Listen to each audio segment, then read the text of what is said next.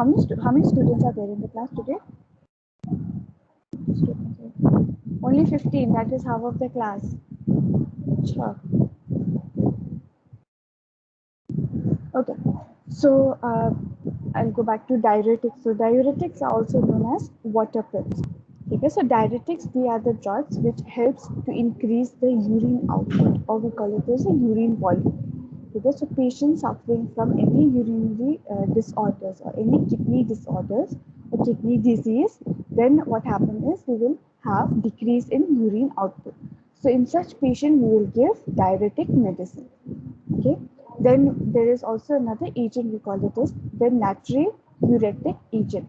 The natriuretic agent, they are any drug when introduced into the body will increase the output of the sodium, that is the loss of sodium in urine. So if you are giving any medicines relating to natriuretic agents, this is what these medicines will do, that once they are introduced into the body, once they are injected into the body, what do? They will try to increase the output of the sodium level. Okay. So the sodium will come out in the with the urine. Okay, so these medications are called as natriuretic agent. Okay, so there is a difference between diuretics and there is a difference between natriuretic agent. Okay, diuretics क्या करते हैं, ये increase करते हैं urine volume को. Okay, लेकिन natriuretic agent, what does it do? These medicines, they will try to increase the output of only one specific electrolyte, that we call it as sodium. Okay, so it will try to increase the output of the sodium level in the form of urine. Okay, so these are natriuretic agents. Then coming to the therapeutic approach of diuretics. So in which condition we can give diuretics? Okay, so diuretics, they have found out that they are very effective in the treatment like chronic heart failure. Okay, chronic heart failure, or patients suffering from nephrotic syndrome, or chronic hepatic disease condition. Okay, it can be hepatitis, or it can be HIV virus, or any disease condition related with the liver.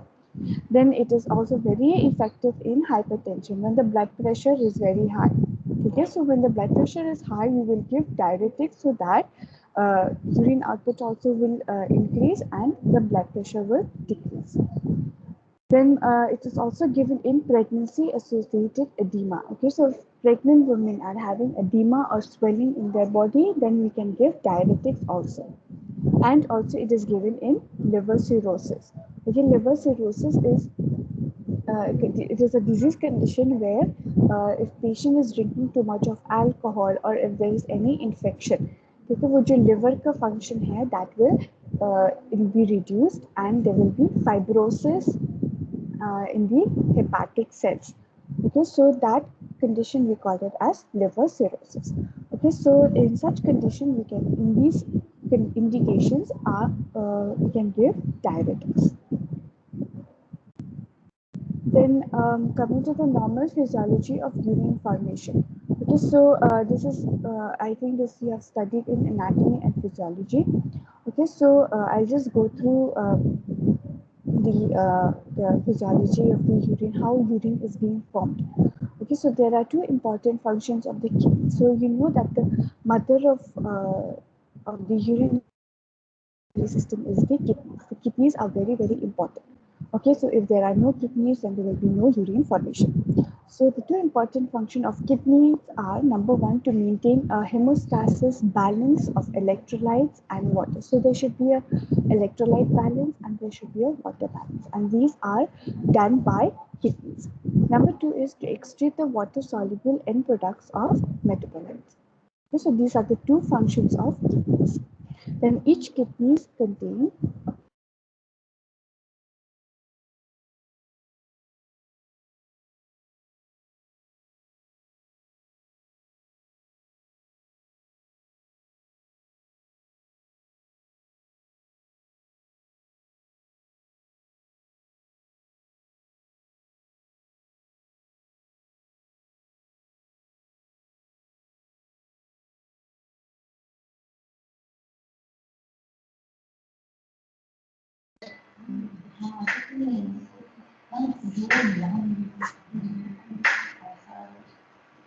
Okay, strictly, can you hear me?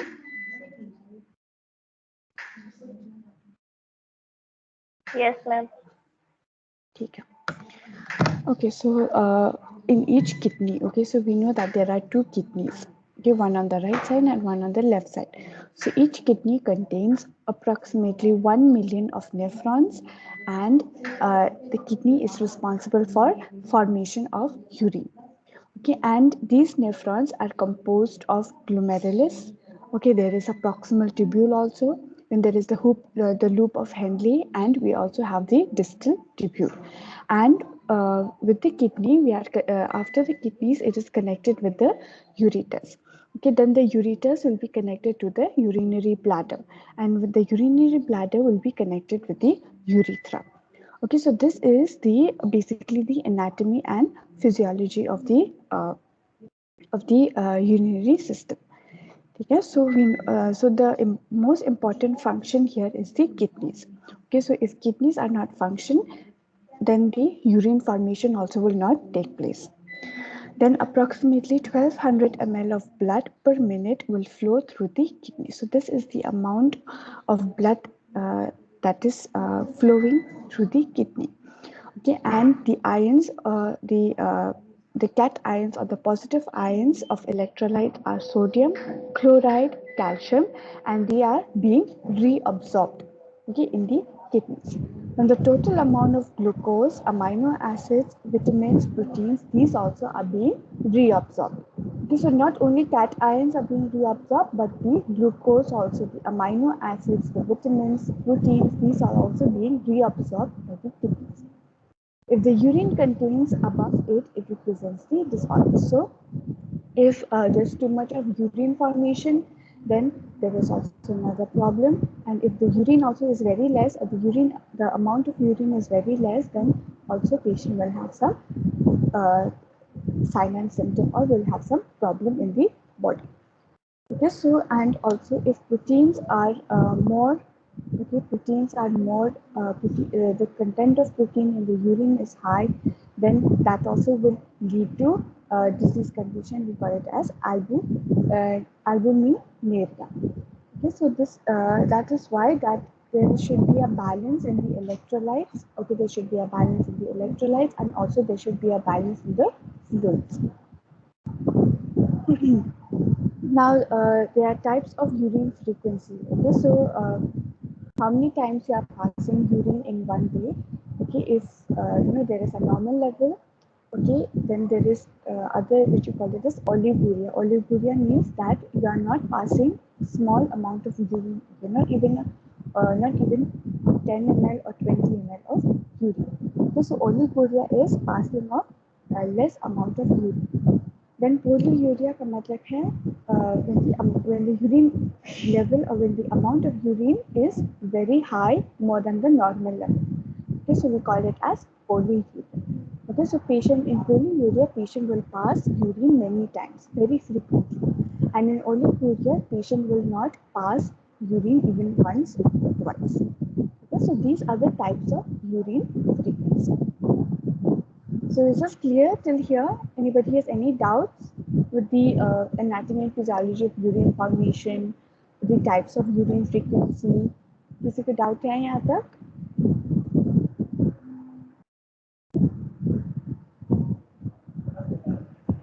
Anybody has any doubt? BSc second years? Yes, ma'am. Okay. So now coming to the diuretics. Okay, so diuretics is the first classification under the drugs which we are used for urinary system.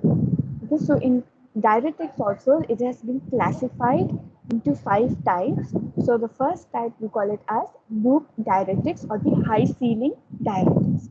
Okay, so under loop diuretics we have injection furosemide, we call it as injection Lasix. Then there is also an injection torsemide. Okay, so furosemide and torsemide, these are loop diuretics.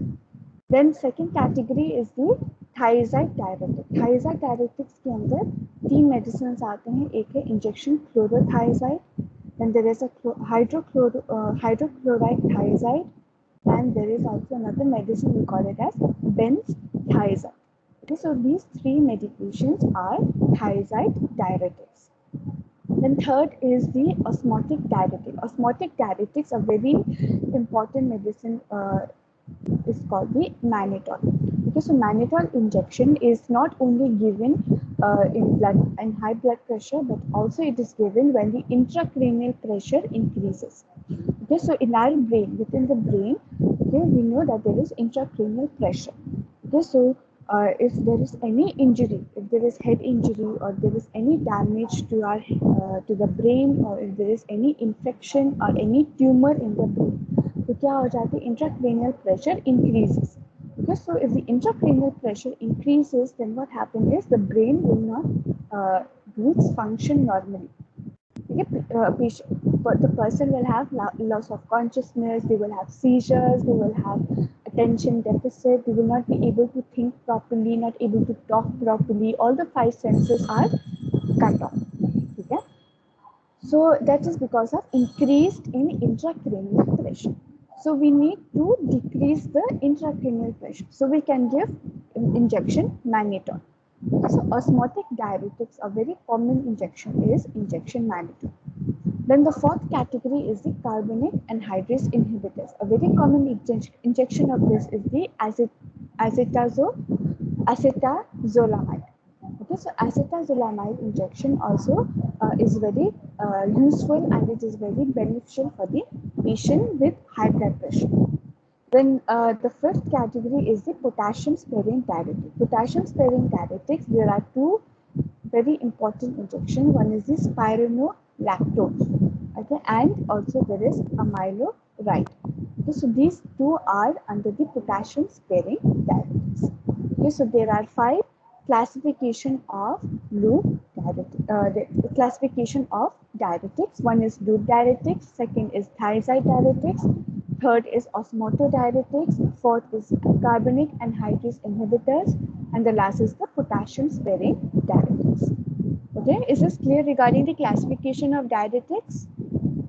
Anybody has any doubt? No, ma'am. Okay. So this was according to the types. Okay, now the classification of diuretics according to the efficacy, मतलब कितना effective है patient के लिए, और what is the beneficial action of the diuretics. So based on the efficacy, or based on the very good action, or based on the effectiveness, there are three categories or three classification. One is the high efficacy diuretic. High efficacy diuretics का मतलब है medicines or the diuretics which are very effective, which are very good for the patient. Their action is very fast, okay, and it has very good benefits for the patient.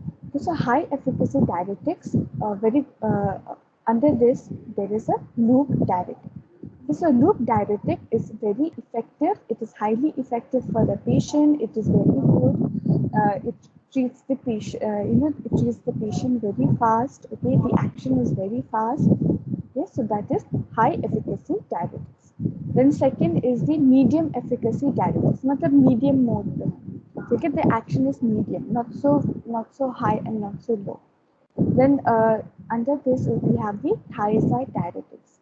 Okay, like chlorothiazide. Then then the third classification is the weak diuretics. So weak diuretics, okay, then we have the osmotic diuretic. Osmotic diuretic is a weak diuretic. Then carbonic anhydrase inhibitor also is a weak diuretic. Okay, and the last is potassium sparing diuretics, okay, like spironolactone or amiloride.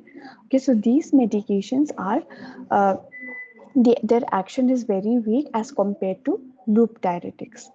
Okay, so whenever a patient is having high blood pressure or hypertension, okay, so the doctors, what do? They recommend for loop diuretics. Okay, so they can order for injection Lasix, okay, which is very commonly used. Okay, so these are some of the classification of diuretics. Okay, now coming to the mechanism of action. Okay, so each classification, they have their own mechanism of action. Okay, how they are acting on the kidneys, or how they're acting on the urinary system. So first is the loop diuretics. So loop diuretics like injection, Lasix or furosemide or torsemide. Okay, so these injections, what do? They show their action by reducing the absorption of sodium at the top of loop of Henle. Okay, so this is the action of loop diuretic. So what does it do? It tries to reduce the absorption. You know that sodium is being reabsorbed where at the loop of Henle. That is a normal function. Okay, so loop diuretics क्या करते हैं? It tries to reduce. It will not allow the sodium to be reabsorbed at the loop of Henle. Okay, so this the medications, okay, that will try to stop the or it will try to reduce the absorption of sodium. The medications we can give is for the Lasix or the torsemide. Then we have the potassium sparing. These drugs, they antagonize or they help or they support the effective of aldosterone. Okay, so such injections we have the spironolactone injection. Then third is the thiazide. Thiazide, what does it do? It tries to stop the reabsorption of sodium and also the chloride ions. Okay, so sodium and chloride, these are the cation ions or the positive ions of electrolytes. Okay, so these thiazide medications, what they do is they will not allow the reabsorption of sodium and also they will not allow the reabsorption of calcium ions to take place. And this action, which part of kidney is it functioning? It is functioning at the distal convoluted tubules. Okay, not at the proximal or not at the loop of Henle, but where at the distal convoluted tubules. So a very good example of this is the chlorothiazide injection. Okay, then coming to the fourth type is the osmotic. Osmotic diuretic, a very commonly medication, like I said, that is mannitol injection. Okay, so ये जो mannitol injection है, what does it do? It will try to stop, it will inhibit the reabsorption of sodium and also of water. Okay, so it acts on two things. It will try to stop the reabsorption of water, and also it tries to stop the reabsorption of sodium. Okay, so remember that whenever you see mannitol, even in the wards, in the wards or in the emergency department or in ICU or in OT also. Okay, so remember that mannitol is an osmotic diuretic and it is very commonly used for the patients who have increased ICP or patients with urinary disorders or patients with high blood pressure. Then the fifth category is the carbonic anhydrase inhibitor. So carbonic anhydrase inhibitor. So from the word only, it tries to stop or it tries to obstruct the action of the carbonic anhydrase. Okay, so these medication will try to suppress the activity or it will try to suppress or try to obstruct the action of the carbonic anhydrase. And a very good example of this is acetazolamide injection. Okay, so these are some of the mechanism of action of the diuretics. Okay, of the 5 types of the diuretics. So is this clear regarding the mechanism of action? Anybody has any doubt?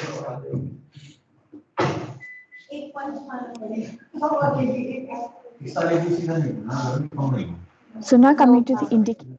Okay, so now coming to the indication. Okay, so like I said that mostly we give in patients with have suffering from urinary disorders. So kidney disease is one of the condition. Okay, so loop diuretics we will give if patient is having any swelling in their body or edema. Then patient is suffering from any acute pulmonary edema or if there is a collection of fluids in the lungs. Okay, it can be in the pulmonary veins or pulmonary arteries. Then cerebral edema, that is swelling within the brain.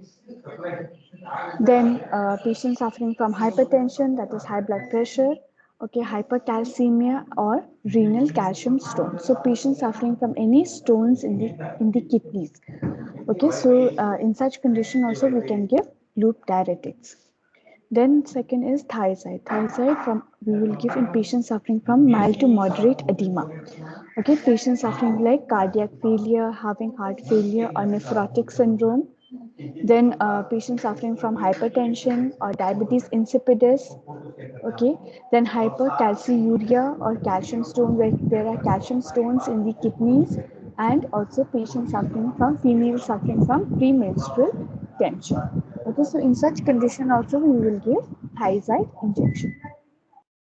Then osmotic we will give in patients suffering from acute renal failure. Okay, who have those patients who have done any surgery or trauma. And also we will try to give osmotic to patients suffering from increased intracranial pressure or patients suffering from glaucoma. Okay, patients in glaucoma, what happen is there will be an increase in intraocular pressure. Okay, IOP. So we need to decrease IOP, we need to decrease intracranial pressure, and we need to decrease the blood pressure. So we will give osmotic diuretics. Then carbonic anhydrase inhibitor we will give in patients suffering from glaucoma, epilepsy, acute motion sickness, and periodic paralysis. And last is the potassium sparing we will give in hypertension, in hyperaldosteronism, CHF, congestive heart failure, edema, which is combined with edema, and we can give potassium sparing in combination with furosemide or with thiazide, so that there will be reduced potassium loss. Okay, so these are some of the indications and the uses of diuretics. Now coming to the drugs and their doses. Okay, so how much dose we have to give, how much mg we have to give to the patient. Okay, so furosemide, which is a loop diuretic, we will give 20 to 80 mg. Torsemide 5 to 10 mg orally or IV once a day. Chlorothiazide 500 to 1000 mg per orally in the form of tablet or capsule, or we can give IV also. This will be given OD or twice a day.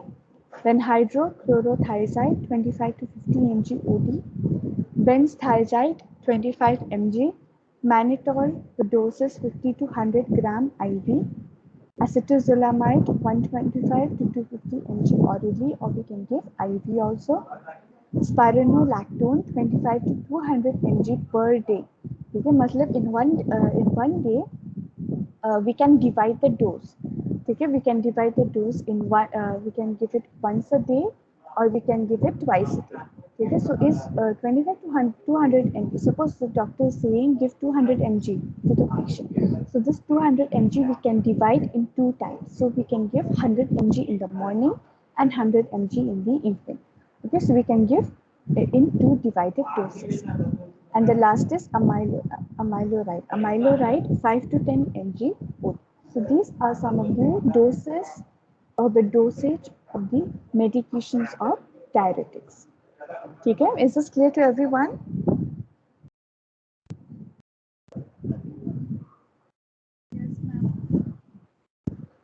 Now coming to the contraindication. So in which condition we should not give diuretics? Okay, so first of all, depending upon the classification. So osmotic diuretics like mannitol. So mannitol we should not give if patient is having any intracranial bleeding. Okay, if there is bleeding from the brain. Okay, there can be subarachnoid hemorrhage. Okay, so in such condition we should not give osmotic diuretics. Number 2 is we should not give osmotic diuretics in CHF, congestive heart failure. Okay, because of the because the heart is not getting oxygenated blood. Okay, and the muscles also, they are very muscles are not getting the oxygenated blood. There is no tissue perfusion. So what happens is there will be some congestion, and pumping of the blood will not be that effective. Then urinary tract obstruction. Okay, if there is any obstruction, it can be stones in the kidneys, or stones in the ureters, or stones in the bladder, or stones in the urethra. Okay, or any obstruction in any of the urinary system, then we should not give osmotics. Then pulmonary congestion, that is the lung congestion. Okay, too much of fluids in the lungs also can lead to pulmonary congestion. Where too much of pressure within the pulmonary veins, or too much of pressure in the pulmonary arteries, that also can lead to pulmonary congestion. So in such conditions, we should not give injection mannitol. And also patients suffering from edema. Then coming to the second is loop diuretics. Loop diuretics we should not give in patients suffering from hyponatremia where the sodium level is very less, okay, less than the normal value. Then in such condition we should not give loop diuretics. Or patients suffering from severe sodium and water depletion, hypokalemia where the potassium level is very less in the blood, renal failure, kidney failures, and patients suffering from Addison disease. Then third is potassium sparing diuretics. We should not give in patients suffering from anuria. Anuria is something that where urine is not even produced, not even a small drop of urine is produced. Okay, there is no formation of urine. Okay, and patient is not passing any amount of urine. So that is called as anuria. So in such condition, we should not give potassium sparing diuretics. Hyperkalemia, acute or progressive renal insufficiency. Okay, when if there is any obstruction or if there is any damage in the glomerulus or in any parts of the kidneys. Then thiazide diuretics we should not give in severe renal impairment. Okay, like kidney failure, renal failure. Okay, yeah, renal infection or kidney infection. Then patients suffering from any liver disease condition, liver failure, yeah, liver disease or liver infection or liver damage, liver cirrhosis. In such condition also we should not give thiazide.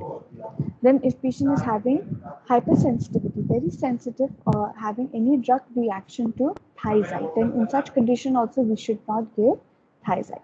And also we have to be very careful when we are giving in patients who are pregnant and lactating mothers.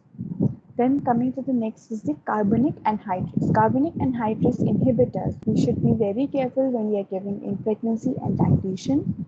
Okay, patients suffering from any liver disease condition, in that also we should not give an carbonic anhydrase, and patients suffering from pulmonary congestion, lung congestion. Okay, when there is too much of fluid or too much of pus collection, okay, when there is when there is a high pressure in the pulmonary veins, pulmonary arteries, okay, so in such condition we should not give carbonic anhydrase inhibitors. Okay, so these are some of the contraindications and the precautions that we have to be very careful when we are giving these injections. Okay, is this clear to everyone? Is it without any?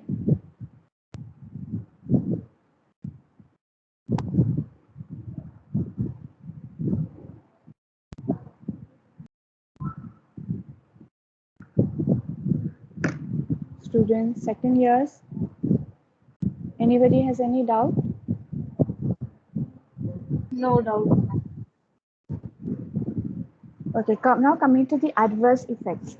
Okay, so what will be the adverse effects? So the side effects that will be shown on the patient if we are giving diuretics, any diuretics.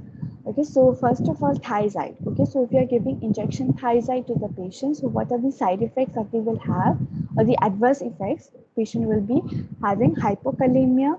Okay, where the potassium level is less.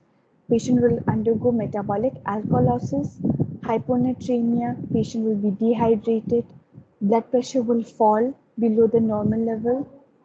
Hypercholesterolemia, that is when there is too much of cholesterol in the body. Then hyperuricemia, where the uric acid is very high. Patients, okay, so patients will be going into gout. And last is azotemia, that is a renal disease patient.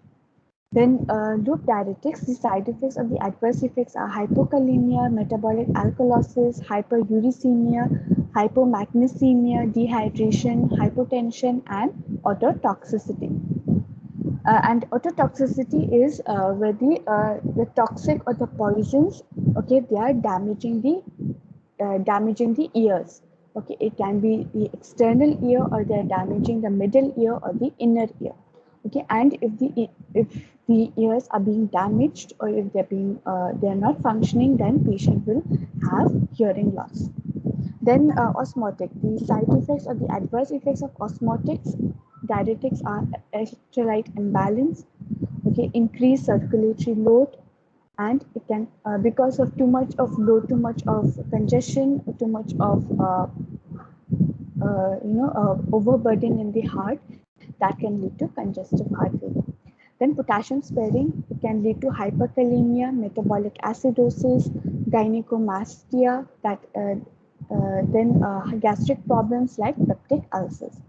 Okay, so potassium sparing diuretics also can lead to peptic ulcer disease, where there are ulcers formation in the lining of the colon. Then carbonic anhydrase inhibitors, the adverse effects are hypokalemia, metabolic acidosis, and skin rashes. Okay, so you must have observed that many of these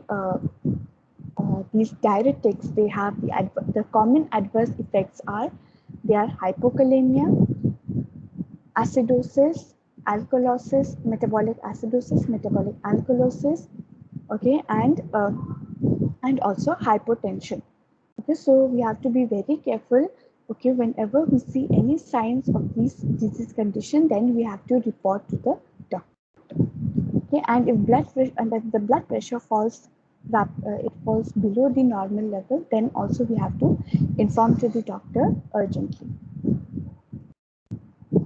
Now coming to the drug interaction. So if we are giving diuretics along with other medications, then what will be the reaction? Okay, what are they going to show on the patient's body?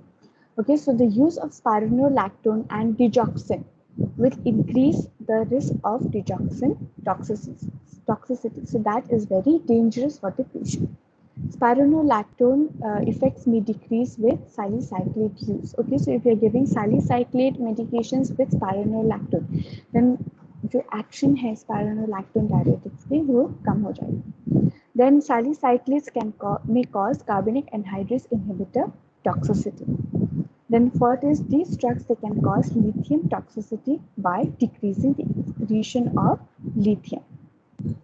Fourth is if you are using diuretics with digoxin, then it can cause addictive hypokalemia. Therefore, it can lead to digoxin toxicity and can lead to heart arrhythmias, that is abnormal rhythm of the heart. So the heart will be affected.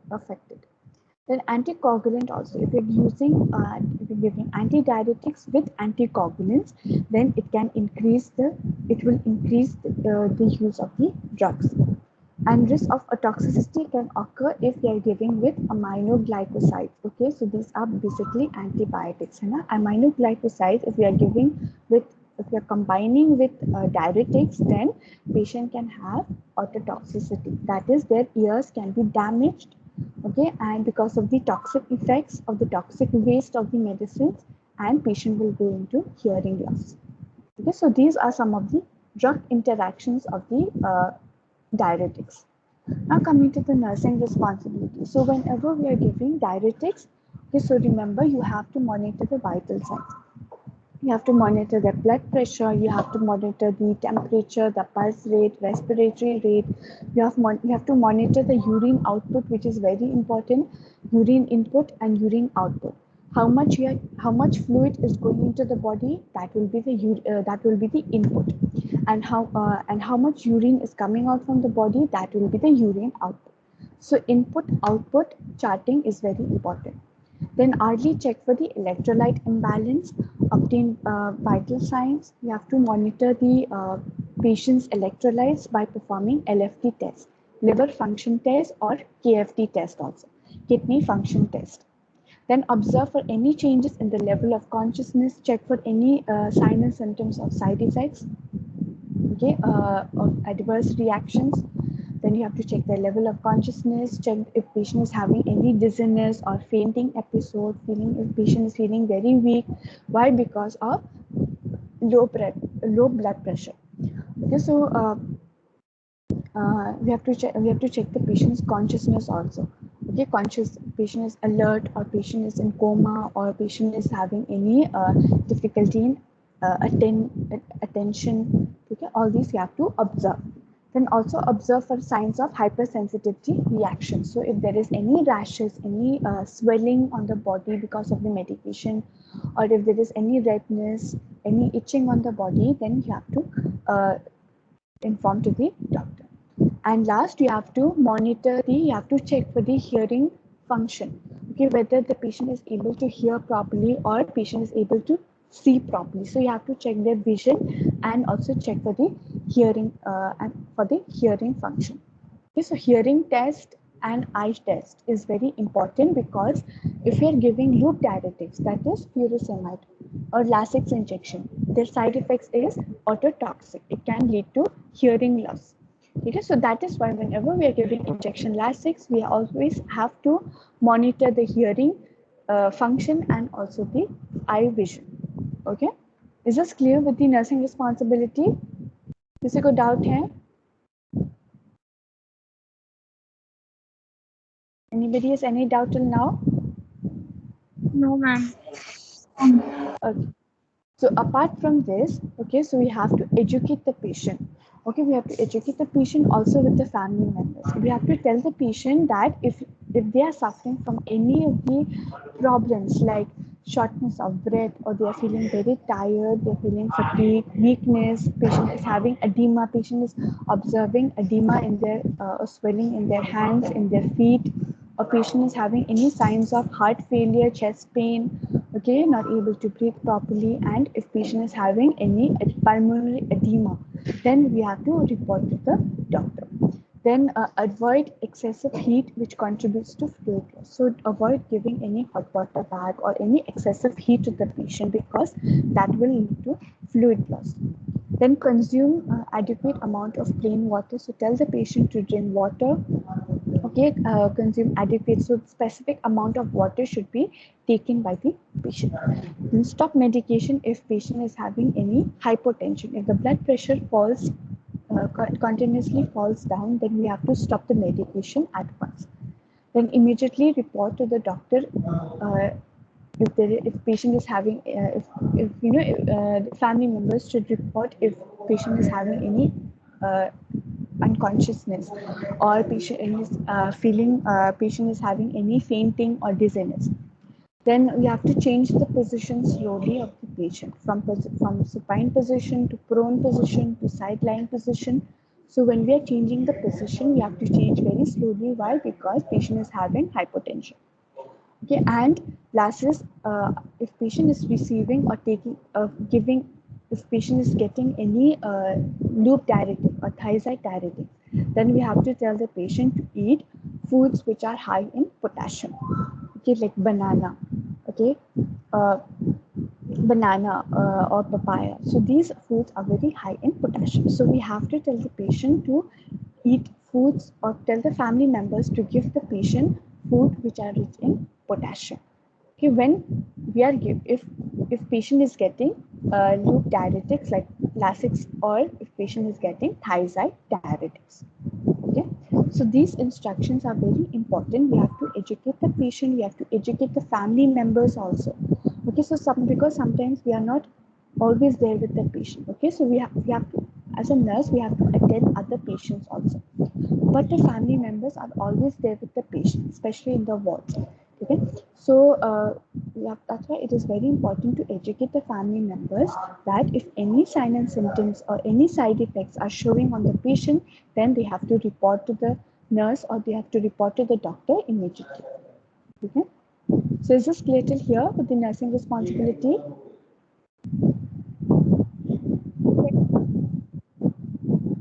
Okay, and also if patient is receiving potassium sparing diuretics, okay, then we tell the patient to avoid potassium. Okay, do not take potassium or do not take food which are rich in potassium if patient is getting potassium sparing diuretics. Okay, then and also instruct the patient to consult with a healthcare provider before using any vitamins or mineral supplements or electrolyte fortified spot drinks. Okay, so if patient wants to if patient is wants to take any multivitamins or calcium supplements or vitamin supplements, mineral supplements, then they have to inform the doctor before taking those medication. Okay, ऐसे बिना पूछे they should not take the medicine. They have to ask, they have to consult the doctor first, and then if the doctor is saying that okay they can take the medications, then they can proceed. Okay, or else we should always tell the patient not to take any vitamins or mineral supplements while patient is getting diuretics. And also if patient is having any problem with their hearing, okay, problem here in hearing, or they have blurring vision, or any problem with their eyes, and patient is having photophobia, then all these have to be reported to the doctor.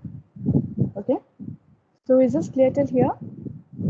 किसी को doubt है?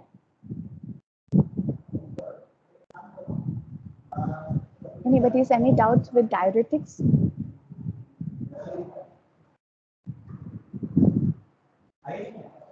Second No, year, ma'am.